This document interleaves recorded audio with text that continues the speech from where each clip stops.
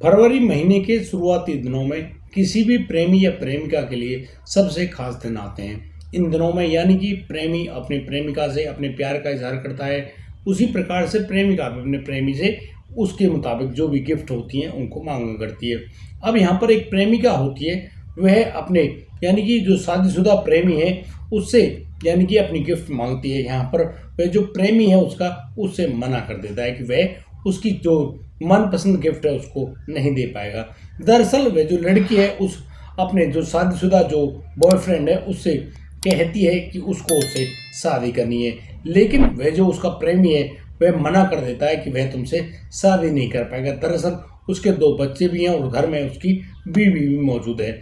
यहाँ पर वह लड़की कहने लगती है कि देखो, मैं पिछले 7 सालों से तुम्हारे साथ रह भी रही हूँ, तुम्हारे साथ इश्क भी लड़ा रही हूँ, मैं सब कुछ कर रही हूँ, लेकिन तुमने उसकी बिल्कुल भी कदर नहीं समझी है और ना ही तुम उससे प्यार करते हो। यहाँ पर वह व्यक्ति उससे कहने लगता है कि नहीं, इस बात को तुम गलत कह रही हो, वह तुमसे बहुत ज़्यादा प्यार करता है और तुमको इतनी सारी शॉपिंग, इतनी सारी गिफ्ट, सब कुछ तो तुमको दिया है, फिर भी तुम इस प्रकार के गलत आरोप लगाती हो।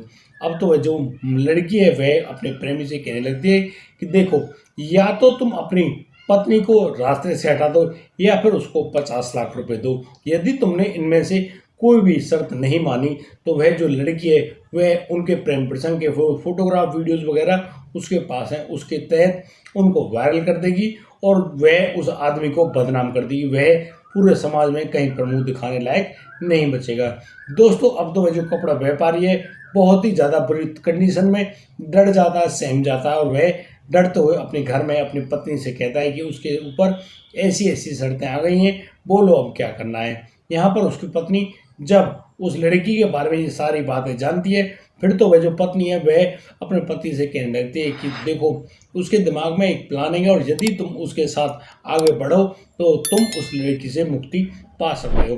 दोस्तों, यहाँ पर वह व्यक्ति यानी कि एक प्लानिंग के तहत उस लड़की को लेकर जाता है और फिर उससे मुक्ति भी पा लेता है। अगर उसने यहाँ पर क्या किया है और कैसे उस लड़की से छुटकारा पाया, आप पूरे प्रोग्राम को, पूरे प्लान को जानकर हैरान रह जाएंगे, क्योंकि यहाँ पर एक ऐसी घटना कंप्लीट होती है जहाँ पर एक अधूरा प्यार तड़पता हुआ रह गया था।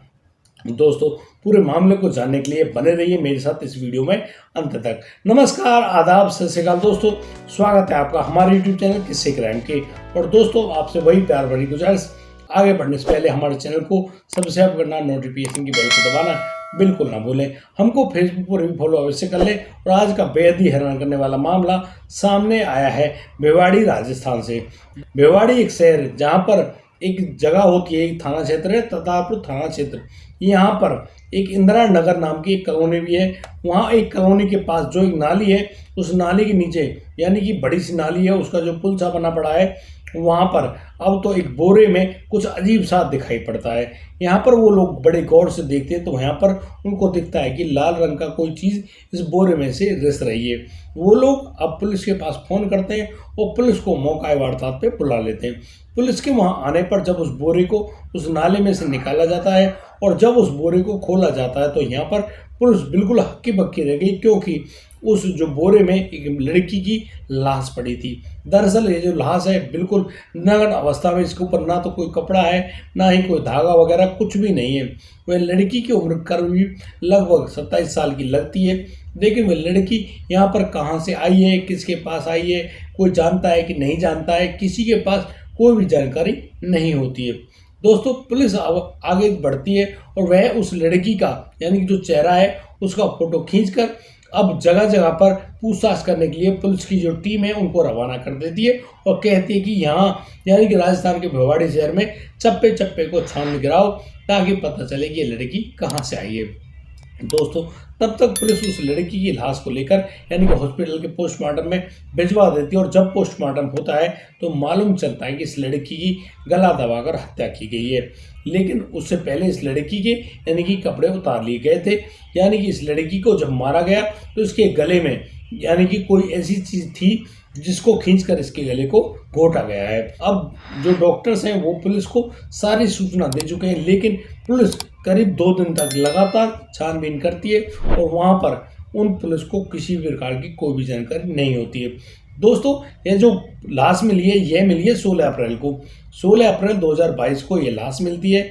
और दोस्तों अब तो समय हो गया है 18 अप्रैल का। दोस्तों 2 दिन बाद भी पुलिस के हाथ खाली है।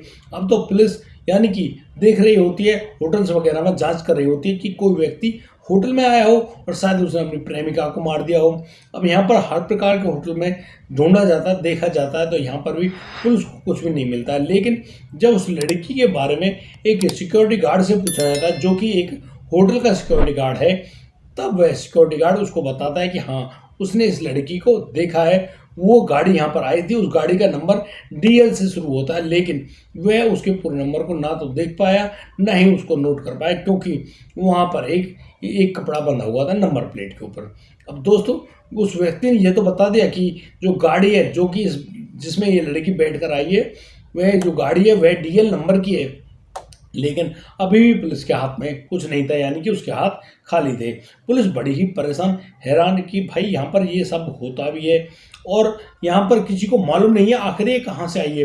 पुलिस को अब एक नया क्लू मिलता है कि हो सकता है इस गाड़ी के बारे में, यानी कि टोल टैक्स वगैरह जहाँ पर नज़दीक कैमरे लगे होते हैं वहाँ पर इस गाड़ी के नंबर की जानकारी मिल जाएगी। लेकिन दोस्तों बड़ी ही हैरानी की बात, जब टोल टैक्स में जाया जाता है तो वहाँ पर जब कैमरे में देखा जा रहा होता है तो यहाँ पर यानी कि उस गाड़ी के जो आधे नंबर हैं वो कपड़े से ढके हुए होते हैं। यहाँ पर अब पुलिस भी मतलब खाली हाथ तो है, लेकिन वह सोच रही है कि जिस गाड़ी में ये लड़की आई है उस गाड़ी का नंबर DL से शुरू हुआ है। अब दोस्तों जो पुलिस होती है वह थानों में यानी कि कोई 28-27 साल की लड़की की गुमशुदगी की रिपोर्ट तो नहीं लिखाई गई है, वह इस तथ्य को लेकर अब यानी कि सभी थानों में जांच कर रही होती है। तो यहाँ पर मालूम चलता है कि यहाँ पर कोई भी रिपोर्ट नहीं लिखाई गई है।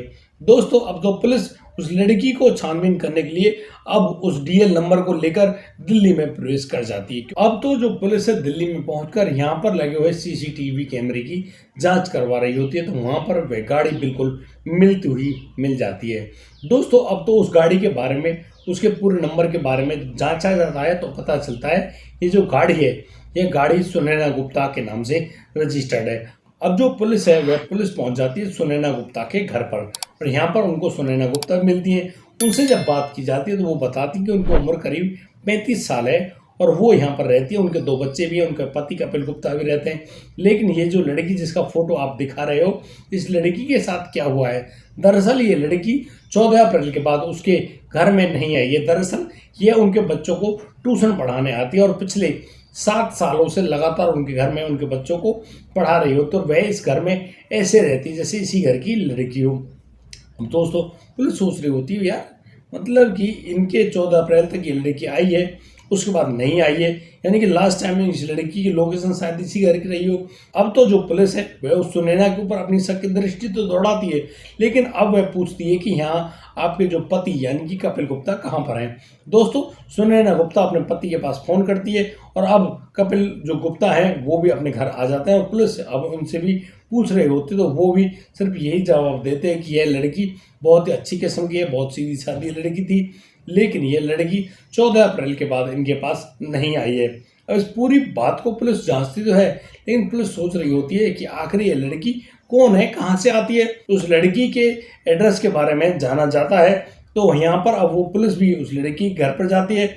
उस लड़की के माता पिता से जब पूछा जाता है तो वो लोग बताते हैं कि इस लड़की का नाम प्रियंका खत्री है और यह उनकी इकलौती लड़की है। लेकिन ये जो लड़की है यह पिछले 7 साल से दिल्ली के उन घरों में जाकर ट्यूशन पढ़ाने का काम करती है और वहाँ से कुछ जो पैसे मिल जाते हैं उन्हीं से उनका जो जीवन यापन चल रहा है। लेकिन वह लड़की 14 अप्रैल को यह कहकर गई थी कि उसको बहुत सारे पैसे लेकर आने हैं ATM से, इसीलिए वह लड़की ATM के लिए रवाना हुई थी, लेकिन वह यहाँ पर लौटी नहीं है। इसी वजह से वो लोग वहाँ जो पुलिस थाना है वहाँ पर जाकर अपनी लड़की की 2 दिन बाद गुमशुदगी की रिपोर्ट लिखाते हैं, यानी कि 16 अप्रैल को अपनी बच्ची की गुमशुदगी की रिपोर्ट लिखाने जाते हैं और वो लिखा कर भी आते हैं।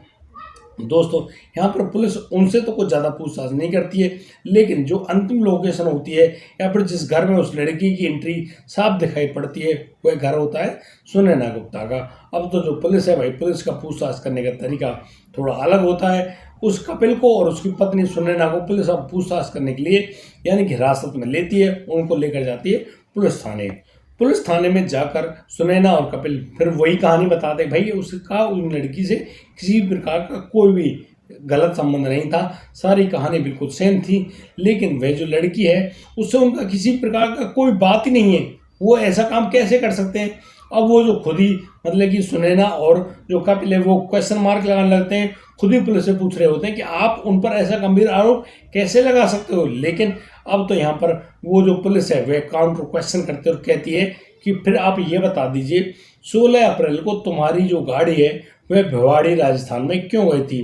अब दोस्तों जैसे ही उस कपिल के सामने यह प्रश्न आया है, अब तो पुलिस बिल्कुल यानी कि हैरान रह जाता है, सोचने लगता है यार तू तो अब फंस गया। अब तो पुलिस उससे दोबारा कहती है भाई वाह, तुम अपनी गाड़ी को लेकर भिवाड़ी जाते भी हो, वहाँ से आते भी हो, और तुमने अपने गाड़ी की जो नंबर प्लेट है उसको कपड़े से ढक भी रखा है। भाई तुम तो बुद्धिमान व्यक्ति हो, अब ये बता दो ढंग से कि यहाँ पर पूरा मामला क्या था। दोस्तों अब पुलिस की जो इस प्रकार से काउंटर क्वेश्चनिंग है, वो लगातार पूछताछ है, उसमें वह जो कपिल है वह टूट जाता है और वह अब बताने लगता है दरअसल साहब ये जो लड़की है इसका नाम प्रियंका है, और प्रियंका जो लड़की है वह जब 22 साल की थी यानी कि करीब 7 साल पहले उनके घर में उनके बच्चों को पढ़ाने आया करती थी। तब से ही जब सुनैना घर पे नहीं रहती हैं तब से ही कपिल उस लड़की को चाहने लगा था। यहाँ पर वह लड़की भी अपना दिल फेंक देती है उस कपिल की ओर और कपिल उसको संभाल कर रख लेता है और बस उनका जो प्रेम प्रसंग है वह इसी प्रकार से आगे बढ़ने लगता है। लगातार उनकी मुलाकात होती है और ये मुलाकात शारीरिक संबंधों में भी बदल जाती हैं। लेकिन दोस्तों यहाँ पर जो वह लड़का, यहाँ पर वह जो व्यक्ति यानी कि कपिल है, कपिल एक कपड़ा व्यवसायी है और दिल्ली में कपड़ा व्यवसाय होना यानी कि खजाना खुला हुआ है भाई। अब यहाँ पर वह कपिल उस लड़की को खूब सारी शॉपिंग कराता है, 40 लाख रुपए खर्च भी कर चुका होता है। लेकिन वह जो लड़की जिसकी हर तमन्ना पूरी हो रही थी, कहीं ना कहीं वह लड़की यानी कि ऐसी लालची किस्म की बन गई थी। वह तो अब उस व्यक्ति यानी कि कपिल पर दबाव बनाने लगी थी कि उससे अब शादी कर लो, क्योंकि कई बार वह लड़की अबॉर्शन भी करा चुकी थी। अब तो वह लगातार उस कपिल पर प्रेशर डालते और उससे कहती कि उससे शादी कर लो। यहाँ पर कपिल कहता है भाई वह तो ऑलरेडी शादीशुदा है, उसकी पत्नी घर में मौजूद है, सुनैना है उसके पास, वह ऐसा कभी भी नहीं होने देगी। लेकिन अब तो वह लड़की प्रियंका उससे कहती है कि देखो शादी तो तुम्हें उनसे करनी होगी, तुम उस सुनैना को ही रास्ते से हटा दो यानी कि उसकी हत्या करवा दो। दोस्तों इस प्रकार के जब विचार सुनता है कपिल तो वो कहीं ना कहीं बहुत ही बुरी तरह से डर जाता है और वह अब उस लड़की से कहने लगता है कि वह ऐसा घिनौना काम कभी भी नहीं करेगा, ना ही वह कर सकता है।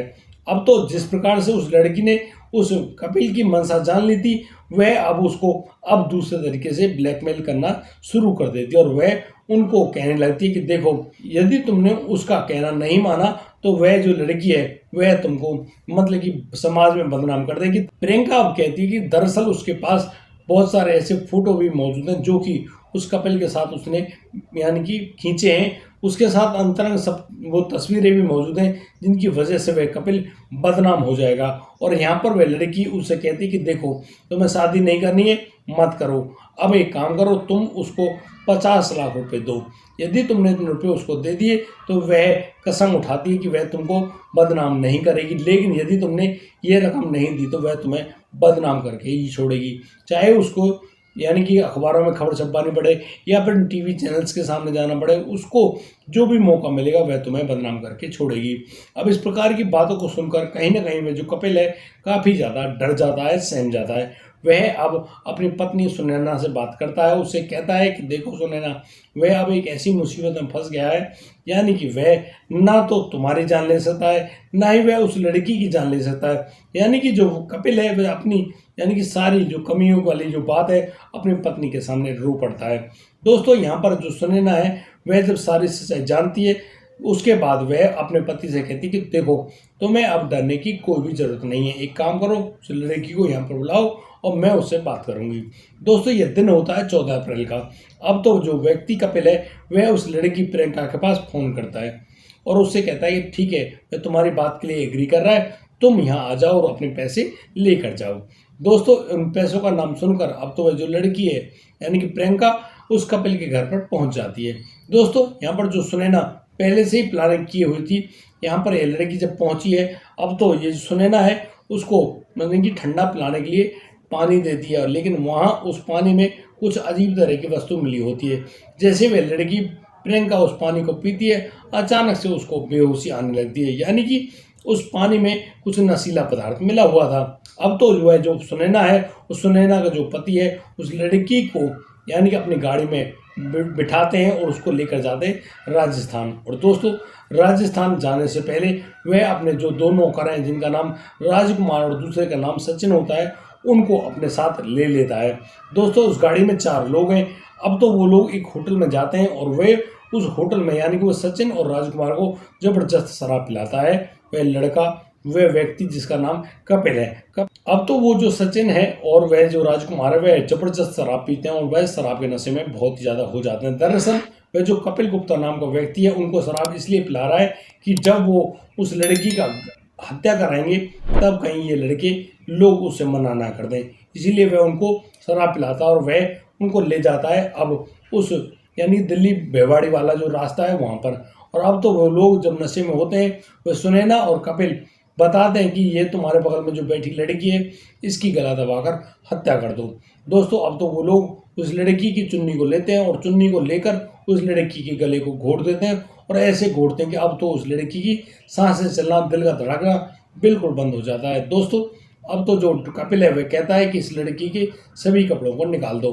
अब तो वो लोग यानी नशे में तो है ही, वो उस लड़की के सारे कपड़ों को निकालते हैं, उसको नग्न अवस्था में कर देते हैं और तो उन कपड़ों को यानी कि इकट्ठा करके एक सीवर जो नाला है उस नाले में फेंक दिया जाता है। यहाँ पर तो उस लड़की के कपड़े गए।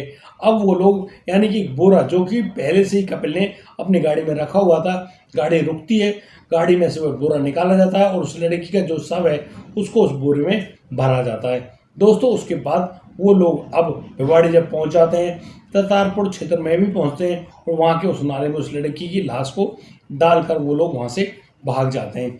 दोस्तों, अब कपिल ने जिस प्रकार से पूरी कहानी यहाँ पर खोली, यानी कि पूरी घटना को जानकर पुलिस भी काफ़ी ज़्यादा हैरान रह गई और यहाँ उन दोनों यानी कि सुनैना और सुनैना के पति कपिल को दोनों को गिरफ्तार कर लिया जाता है एक लड़की की हत्या करने के जुर्म में।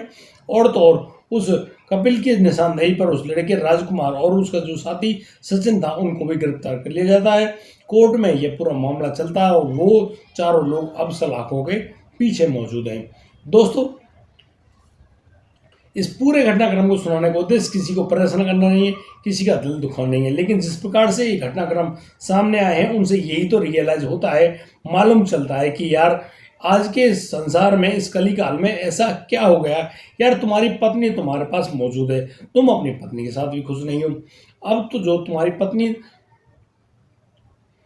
फिर तो तुम अपनी पत्नी के रहते हुए अलग जो लड़कियों से गलत संबंध भी बनाते हो और फिर उनको फंसा लेते हो और जब उनसे छुटकारा पाने की नौबत आती है तो फिर तुम उसके साथ गलत काम करते हो। और दोस्तों, आप उन गलत कामों को करने से पहले यह नहीं विचार करते कि इसका जो परिणाम होगा वह बहुत ही ज़्यादा खतरनाक होगा और शायद आपको पूरी उम्र यानी कि जेल में रहना पड़ेगा। दोस्तों, आज के लिए सिर्फ इतना ही। अब दीजिए मुझे इजाज़त, मिलता हूँ कल, लाता हूँ एक और अनोखा मामला। तब तक के लिए आप बढ़िया रहें, बेहतरीन रहें, अपना और अपने परिवार का बखूबी ख्याल रखते रहें। जय हिंद, जय भारत।